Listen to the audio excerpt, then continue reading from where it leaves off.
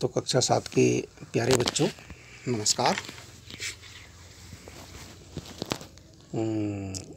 गणित में हमारा पाठ त्रिभुज और उसके गुण चल रहा है, जिसमें हम त्रिभुज के गुणों के बारे में पढ़ रहे हैं। तो त्रिभुज के गुण हमने बाह्य कोण प्रमेय और एक और गुण पढ़ा, त्रिभुज का कोण योग गुण हमने पढ़ा।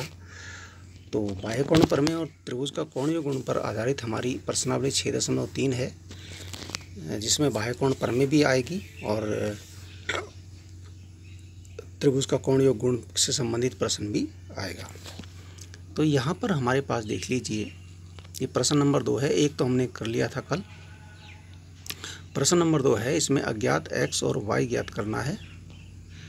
तो यहाँ देखिए चित्र है आपके पास, x यहाँ पर है, y यहाँ पर है। तो x और y और 50 अंश ये अंतःकोण है और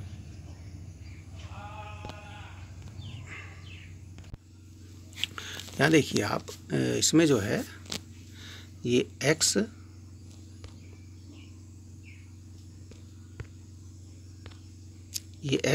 y और 50 अंश तो अंतःकोण है, 120 बाह्य कोण है। बाह्य कोण का मान 120 है। अंतः अभिमुख कोण आपके इसके जो 120 जो बाह्य कोण है, इसके अंतः अभिमुख 150 है। ये तो y तो इसके संलग्न है बिल्कुल।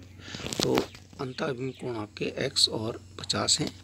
बाह्य कोण प्रमेय के अनुसार बाह्य कोण का मान अंतः अभिमुख कोणों के योग के बराबर होता है, अर्थात बाह्य कोण बराबर क्या हो जाएगा, x + 50 अंश, x + 50 अंश। लेकिन बाह्य कोण का मान तो 120 है, तो x + 50 अंश बराबर 120 बन गया आपका सरल समीकरण। 50 अंश का पक्षांतर किया तो 50 अंश का पक्षांतर करके क्या प्राप्त हुआ, इधर 50 जुड़ रहा था तो इधर उधर घट जाएगा। 120 में से 50 गए तो बचा 70, x बराबर 70 आ गया। इसका मान आ गया 70। ठीक है ना, ये आपका आ गया 70। ये 70, ये 50 और अंतःकोण बचा y। ठीक है ना। अब पुनः त्रिभुज के अंतःकोणों का योग, अंतःकोणों का योग जो है 180 अंश के बराबर होता है। ये त्रिभुज का कोण योग गुण है, ये दूसरी वाली प्रमेय है ना। तो इसका मतलब x + 50 + y, ये आपका 180 हुआ। x का मान आ गया 70, यानी 70 + 50 + y बराबर 180 अंश। x का मान तो 70 था ना, तो x के स्थान पे हमने 70 रख दिया। तो 70 और 50 हो गए 120 प्लस y बचा बराबर 180 अंश। ये भी सरल समीकरण बन गया।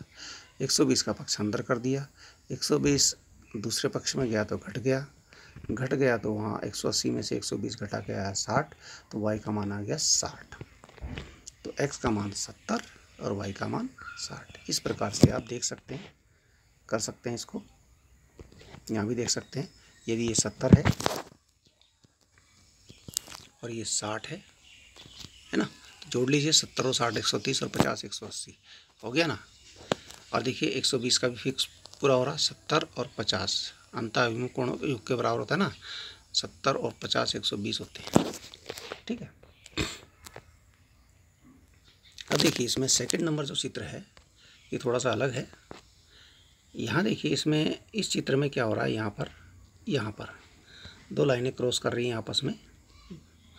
तो यहाँ पर क्या हो रहा है, ये बाह्य कोण नहीं है, ध्यान रखना, ये बाह्य कोण नहीं है।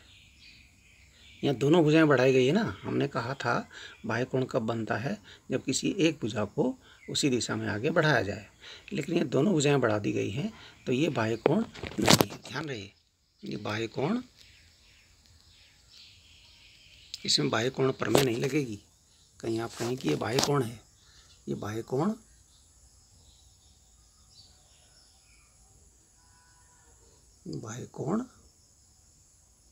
लिख रहा हूं मैं, नहीं है।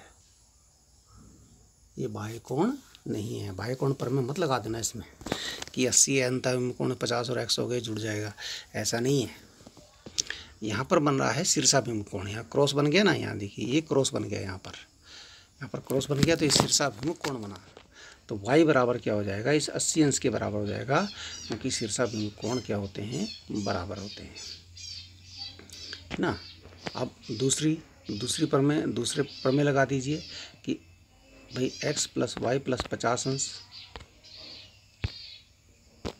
x + y + x plus y plus 50 अंश, तीनों अंतःकोण है एक्स वाई और 50 अंश, इनको जोड़ करके होगा 180 अंश, क्योंकि त्रिभुज के तीनों अंतःकोणों का योग 180 अंश होता है।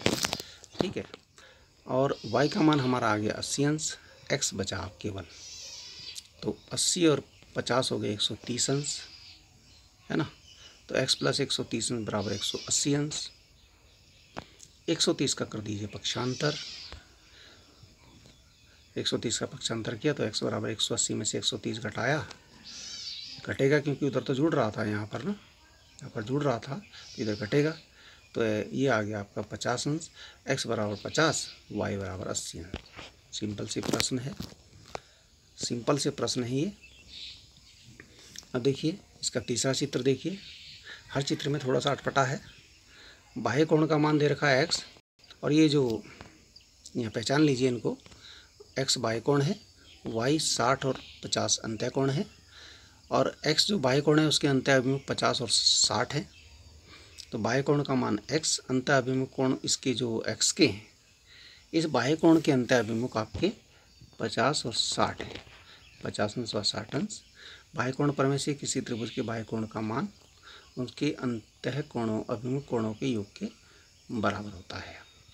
अर्थात बाह्य कोण का मान कितना हो गया, 50 धन 60 बराबर 110 अंश, यानी जो x था हमारा उसका मान हो गया 110 अंश। ये हो गया आपका 110 अंश। ठीक है, अब त्रिभुज का कोणीय गुण क्या कहता है, x का मान तो निकाल दिया हमने। त्रिभुज का कोणीय गुण कि तीनों अंतःकोणों का 180 अंश होता है, यानी y प्लस 50 प्लस 60 बराबर 180 अंश, क्योंकि त्रिभुज के तीनों अंतःकोणों का योग 180 अंश होता है। तो 50 और 60 को जोड़ा हमने, ये हो गया आपका 110, 110 का किया पक्षांतर, y बराबर आ गया 180 में से 110 घटे, आ गया 70 अंश।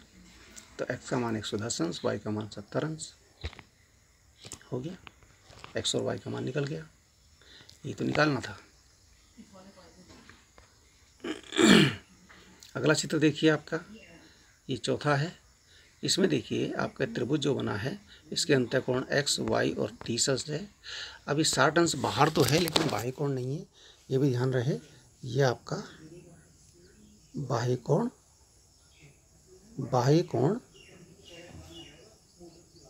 नहीं। यदि आप इसको बाह्य कोण मानेंगे तब आपके लिए समस्या हो जाएगी, बाह्य कोण वाली प्रमेय आप लगा दोगे, ये गलत हो जाएगा। ठीक है ना। यहाँ पर क्रॉस बन रहा है, दो रेखाएं प्रतिच्छेद कर रही हैं, ये क्रॉस बन रहा है, तो ये आपका हो गया शीर्षाभिमुख कोण। तो ये जो x है, ये x शीर्षाभिमुख बन रहा है, तो x का शीर्षाभिमुख 60 अंश, तो शीर्षाभिमुख कोण बराबर होते हैं, तो x बराबर 60 अंश, शीर्षाभिमुख कोण बराबर होते हैं। पुनः त्रिभुज के कोणीय गुण से अंतःकोणों पे लगता है त्रिभुज का कोणीय गुण x, y और 30, x प्लस वाई प्लस 30 अंश बराबर 180 अंश। ठीक है ना, x का मान 60 अंश आ गया, तो 60 प्लस वाई प्लस 30 बराबर 180 अंश, 60 और 30 हो गए 90, y प्लस 60 90 अंश बराबर 180 अंश, 90 का पक्षांतर हो गया, तो y बराबर हो गया 180 में से 90 घटेंगे। क्यों घटेंगे, क्योंकि इधर जुड़ रहे थे।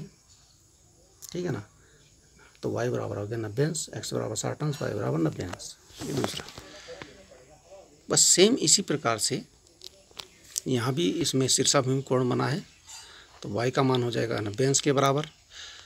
ठीक है ना, तो शीर्षाभिमुख कोण बराबर होते हैं। पुनः त्रिभुज के कोणीय गुण से x plus y, x plus y बराबर 180 अंश, क्योंकि किसी त्रिभुज के तीनों अंतःकोणों का योग 180 अंश होता है। अब x और x हो गए 2x प्लस वाई बराबर 180 अंश। अब 2x प्लस अब y की जगह हमारा आ गया 90 अंश, कि y हमने 90 निकाल रखा है यहाँ पर, ये शीर्षाभिमुख है, उस 90 के बराबर होगा। 2x प्लस 90 180 अंश। अब 90 का पक्षांतर किया तो ये आ गया आपका, पहले 90 का ही होगा ना, तो 180 में से 90 घटे, 2x बराबर 90 अंश आ गया। अब x के साथ 2 भी है तो 2 का भी पक्षांतर किया तो 90/2 हो गया, क्योंकि यहाँ गुणा था, छुपा हुआ चिन्ह गुणा का है, तो गुणा का उल्टा होता है भाग, है ना। तो 90/2 हो गया, तो उसे 90 को भाग किया तो 45 आया, तो x का मान आ गया 45, y का मान आ गया 90। अब इसमें देखिए इसमें देखिए अगला चित्र दे रखा है। चित्र के अनुसार यहाँ थोड़ा अटपटा चित्र है। y बराबर, यहाँ देखिए शीर्षाभिमुख बना रखे हैं सब जगह। यहाँ भी शीर्षाभिमुख बना है, यहाँ शीर्षाभिमुख कोण बने हैं आपके, यहाँ पर भी और यहाँ पर भी।